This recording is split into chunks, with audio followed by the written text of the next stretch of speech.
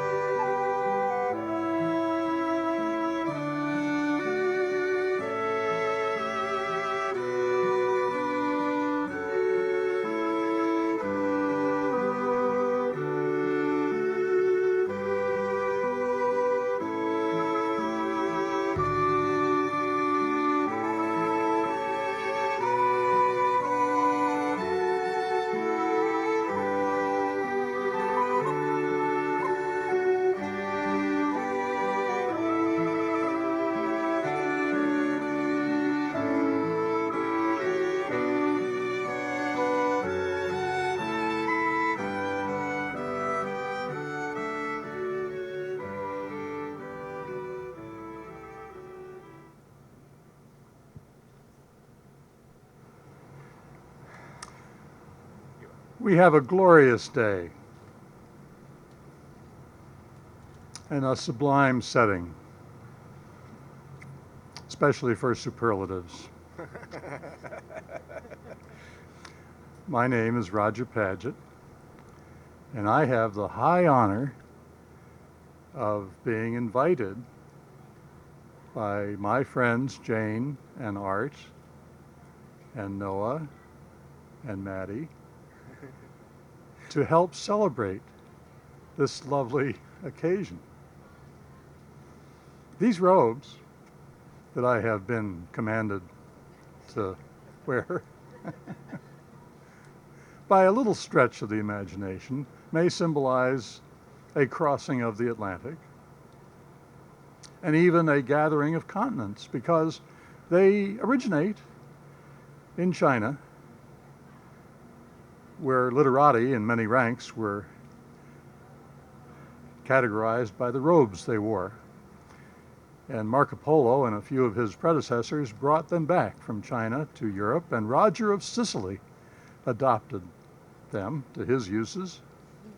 And hence, here we are in American academia with these robes today. And that might be taken as a suggestion of how united we can be on this globe. As you may know, Jane and Art met in the old-fashioned way through the internet. The way Art explains it, he saw a woman calling herself Travel Mom and thought, wow, God, she's pretty awesome.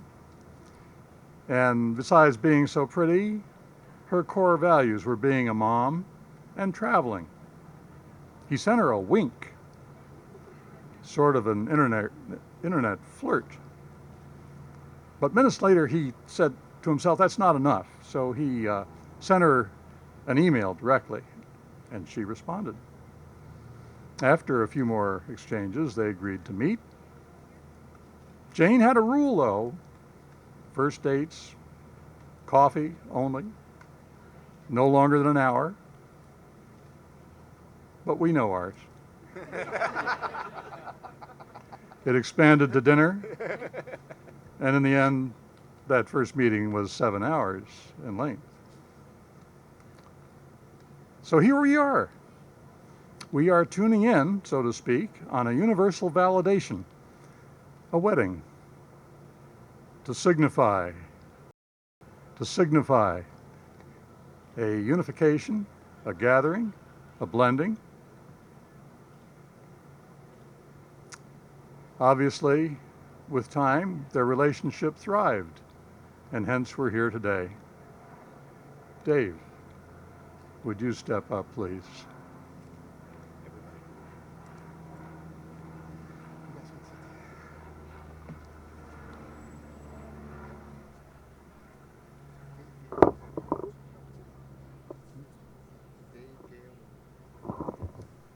Cheryl.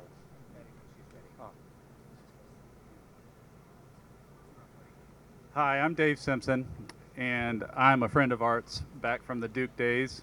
And a few years ago, his family and mine, well, Jane and Noah and my family, were camping in Yellowstone, and Art and I stole away and had a chance in the pub to talk. And I could tell at that moment that this was going to happen. And he did describe to me how he felt, and this poem by Jody Beck does a nice job summarizing. Have you ever just met a person who made your head turn? Have you ever met a person who made your heart burn? Have you ever met a person that let you be you? Have you ever met a person that made you feel true? Have you ever met a person whom you did not want to tame? Because with her spirit, you are Tarzan, she's your Jane. Have you ever met a person that brightened your life? I've met such a person, and I want her as my wife.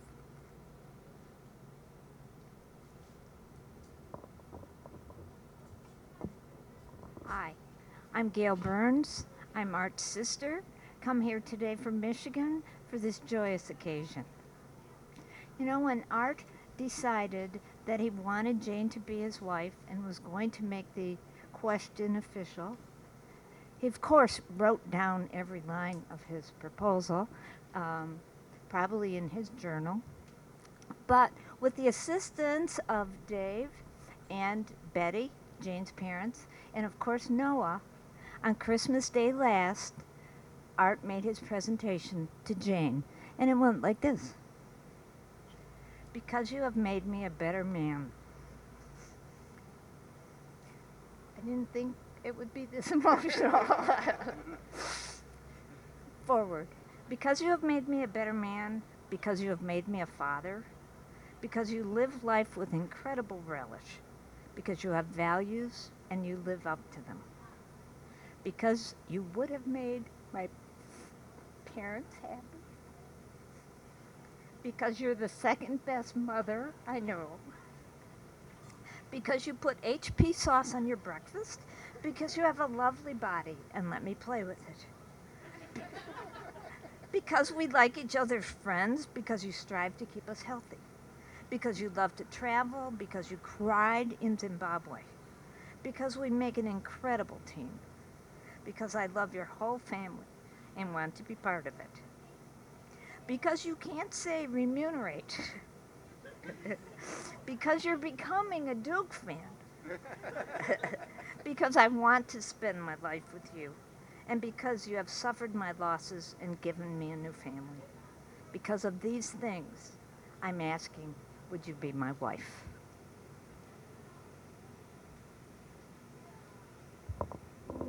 Hi. I'm Jane's mum, Betty. And I was there the day that Jane agreed to be Art's wife. Maybe in part for some of the reasons expressed in this poem by English poet Pam Ayres, called Yes, I'll Marry You, My Dear. Yes, I'll marry you, my dear, and here's the reason why. So I can kick you out of bed when baby starts to cry. And if we hear a knocking and it's creepy and it's late, I'll hand you the torch, you see, and you investigate. Yes, I'll marry you, my dear. You may not apprehend it, but when the tumble dryer goes, it's you that has to mend it. You have to face the neighbours should our Labrador attack him. And if a drunkard fondles me, it's you that has to whack him. Yes, I'll marry you. You're virile and you're lean. My house is like a pigsty, and you can keep it clean. That sexy little dinner which you serve by candlelight, as I do chipolatas, you can cook it every night. It's you who has to work the drill and put up curtain tracks, and when I've got PMT, it's you that gets the flack. I do see great advantages, but none of them for you. And so, before you see the light, I do.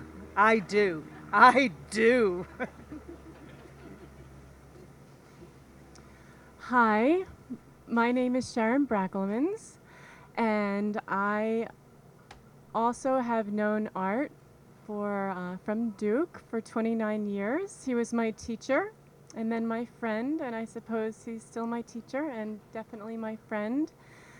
And he was at my house visiting a year ago or so, and I was so pleased to hear that he and Jane were going to be married, and I wrote this song to celebrate their love for each other. It's called We Are Two.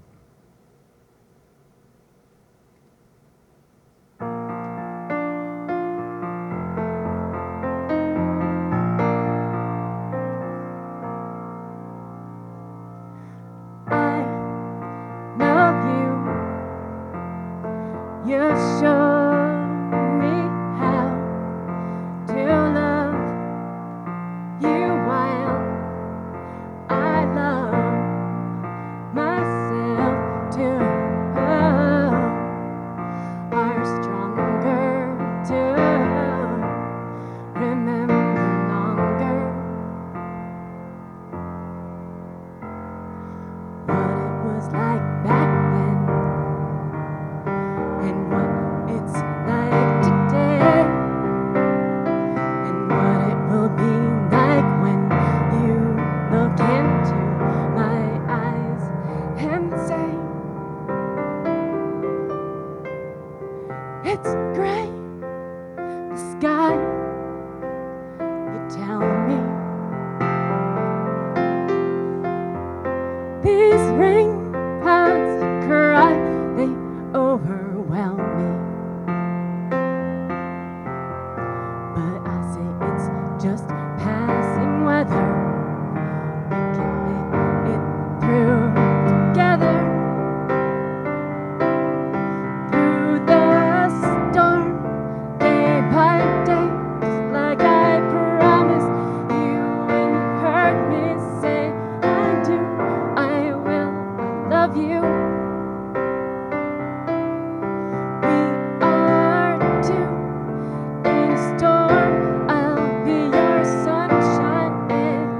Keep you warm.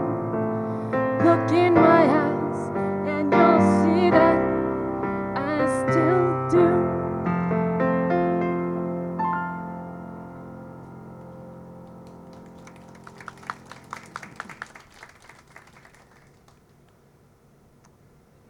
A few weeks ago, Jim Holt published a new book, and its title was Why Does the World Exist? And he spends several hundred pages gathering together all the smartest minds trying to answer that question. After studying that book, I have the answer.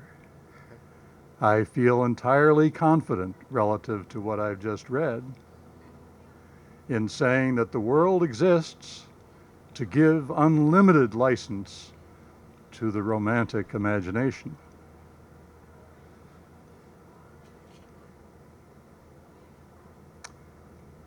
A man by the name of Campbell once talked about finding one's bliss.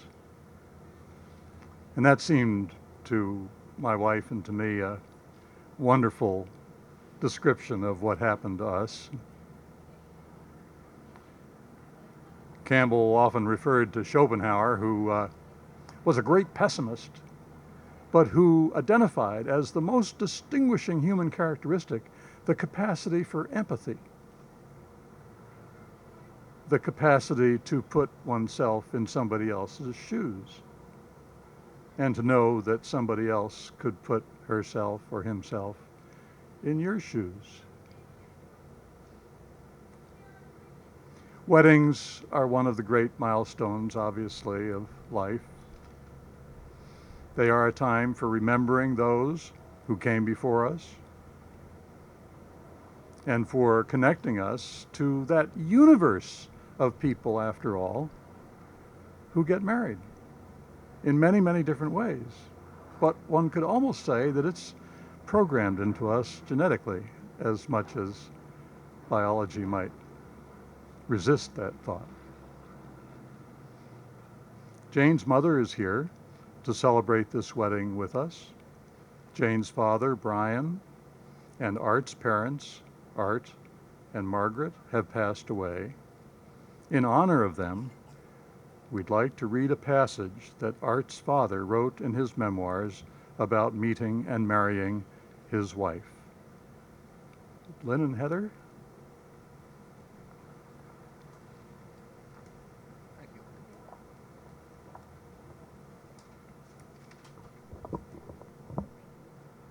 Hi, I'm Art's sister, Lynn, and I'm going to read this passage that my dad wrote.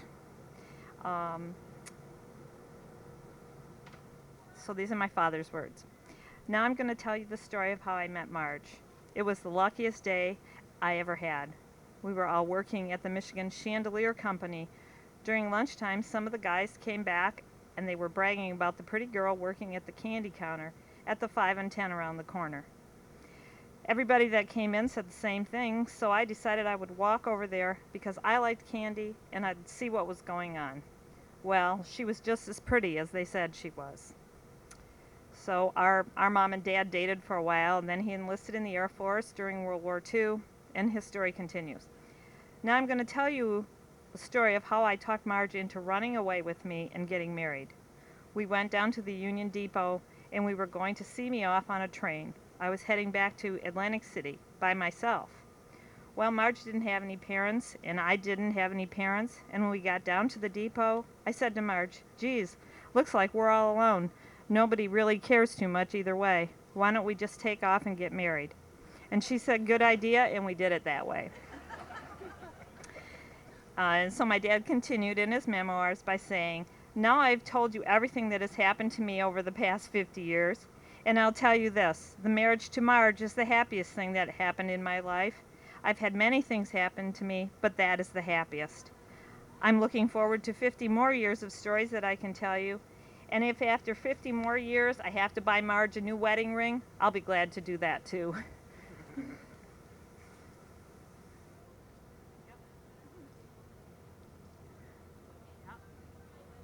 Hi, my name's Heather. Heather, I'm a friend of Jane and Art's. Weddings are also a time for celebrating the circle of life. Madeline Margaret is named for her grandmother, Margaret Kohn, and Noah Bryan is named for his grandfather, Brian Clark. Children provide us with our link to the future. To celebrate our future, I'd like to ask that the children come forward to help us read this poem. So anyone that's a kid, I need your help.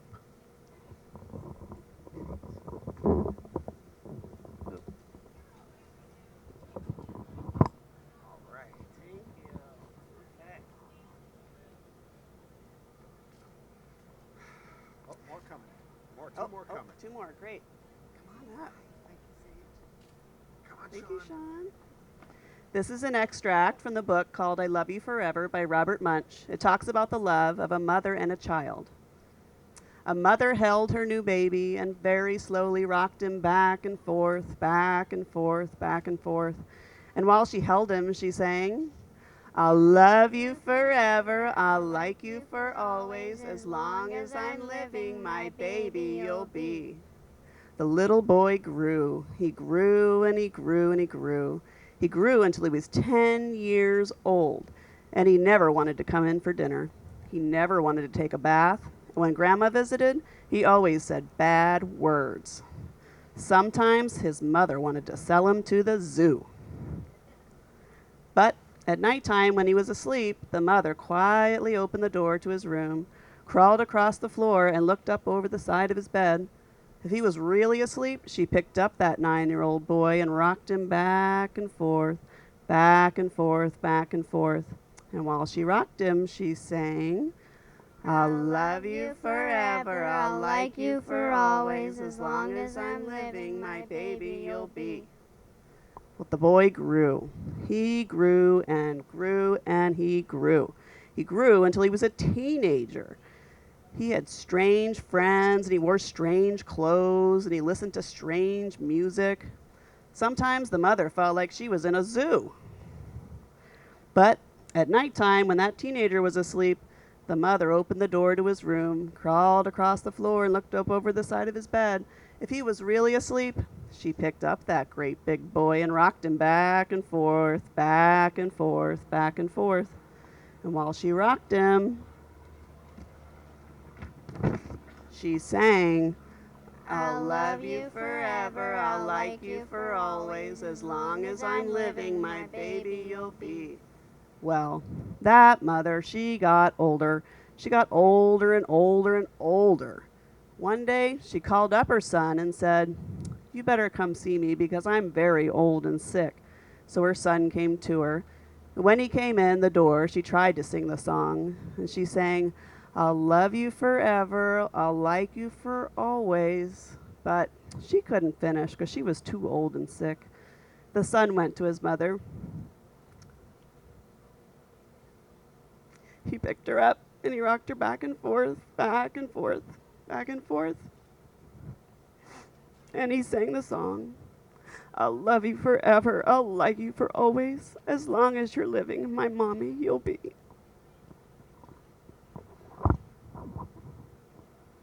Thank you, kids.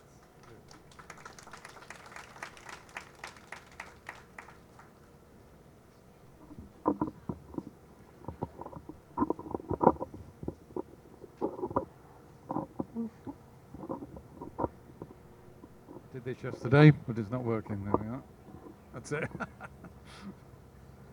Hi, I'm Jane's stepfather, Dave.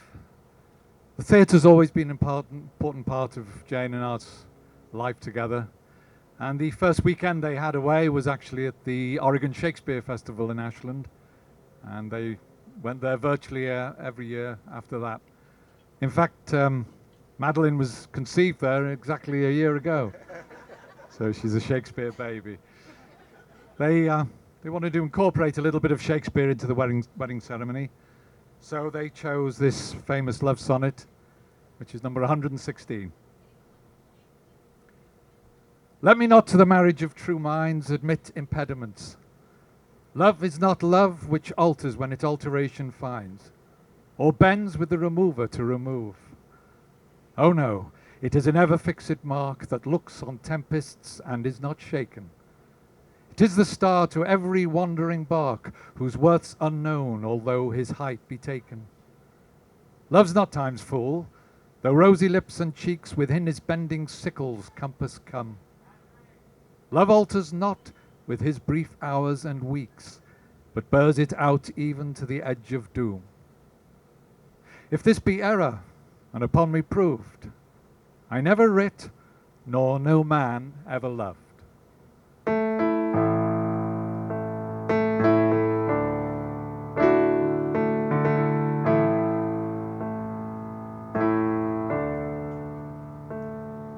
Let me not to the marriage of true minds admit impediments. Love is not love, which alters when it alteration finds, nor bends with the remover to remove. Oh no, it is an ever-fixed mark that looks on tempest and Michigan. It is the start to every wandering bark, whose worth's unknown, although its height be taken.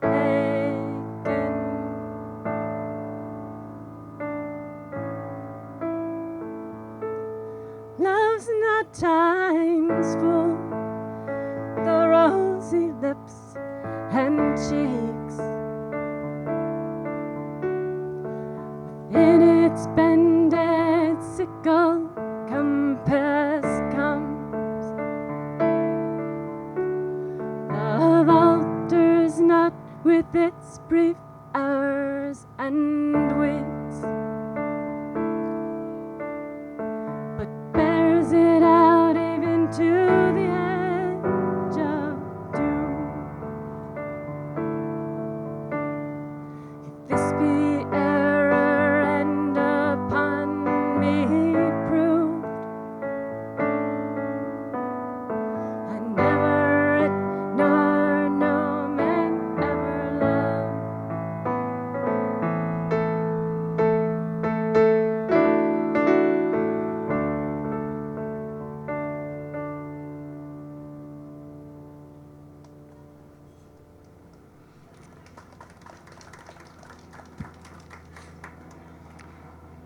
Noah, Cheryl, and Linda, would you come forward, please, for the reading of the vows?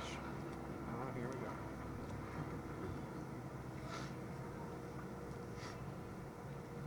We're here. You step back a little bit. There we go. Hello. Jane and Art, the vows which you are about to exchange serve as a verbal representation of the love you pledge to each other. For it is not the words that you speak today which will bond you together as one, but it is that inner sense of love and commitment that each of you feels within your soul. On this day, may you pledge to each other to be loving friends and partners in marriage, to talk and to listen, to trust and appreciate one another, to respect and cherish each other's uniqueness, and to support, comfort, and strengthen each other through life's joys and sorrows. May you promise to share your hopes, thoughts, and dreams as you build a life together. May you always be honest and open with each other.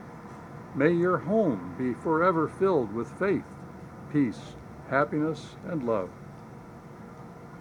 Art and Jane, please face each other and hold hands.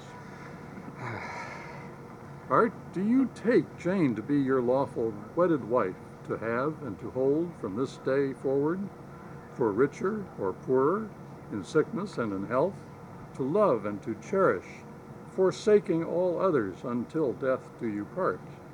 I do.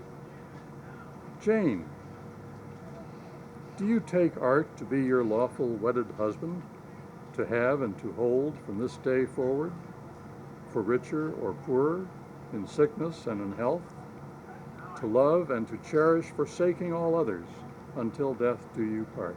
I do.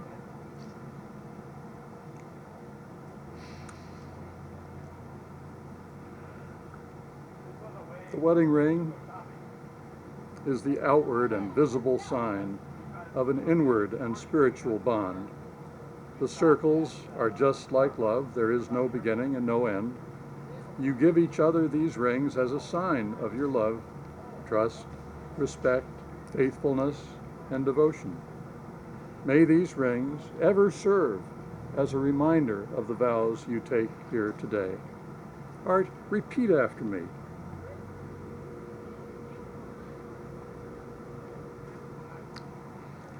Jane, I give you this ring as a sign of my love and affection.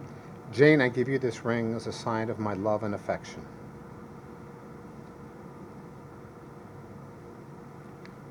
Oh my. Jane, repeat after me. Art, I give you this ring as a sign of my love and devotion. Art, I give you this ring as a sign of my love and devotion. Can't put it on.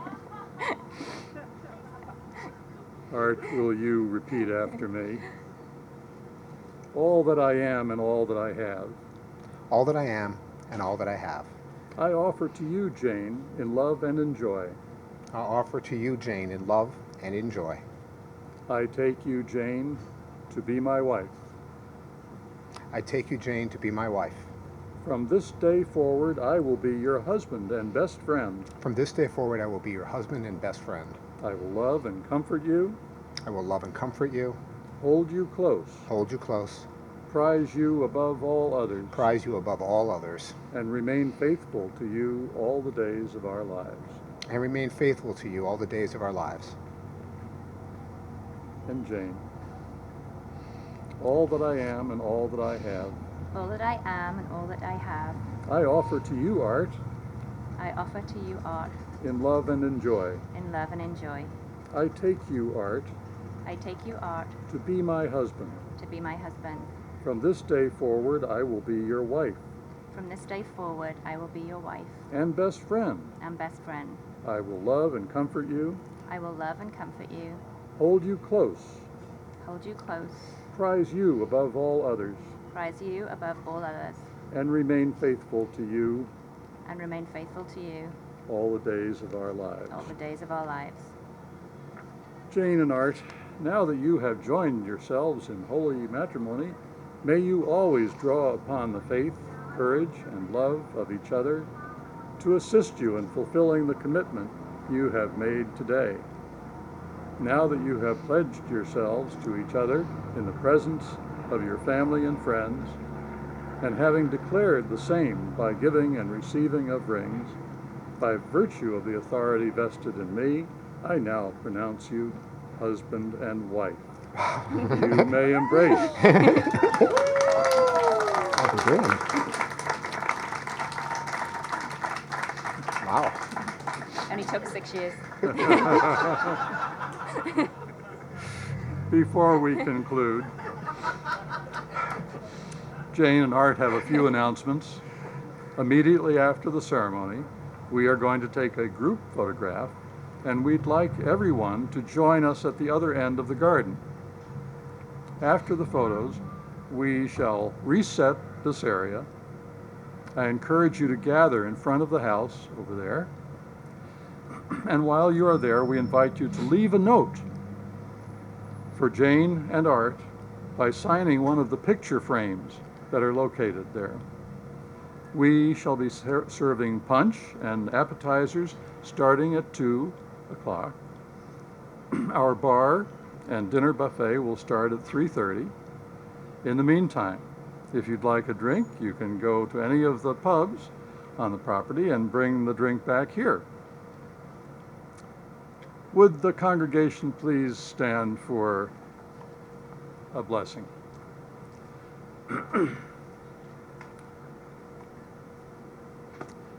You will feel no rain, for each of you will be shelter for each other. You will feel no cold, for each of you will be the other's warmth. Go now to your dwelling place to enter into the days of your life together, and may your days be good and long upon the earth. Treat yourselves and each other with respect, and remind yourselves often of what brought you together. Give the highest priority to the tenderness, gentleness, and kindness that your connection deserves. When frustration, difficulty, and fear assail your relationship, as they threaten all relationships at one time or another, remember to focus on what is right between you. You can ride out the storms when clouds hide the face of the sun in your lives, remembering that even if you lose sight for a moment, the sun is still there. And if each of you takes responsibility for the quality of your life together, it will be marked by abundance and delight. The immediate family, please, should stay here as we conclude for photograph I've been asked by the photographer. Thank you all.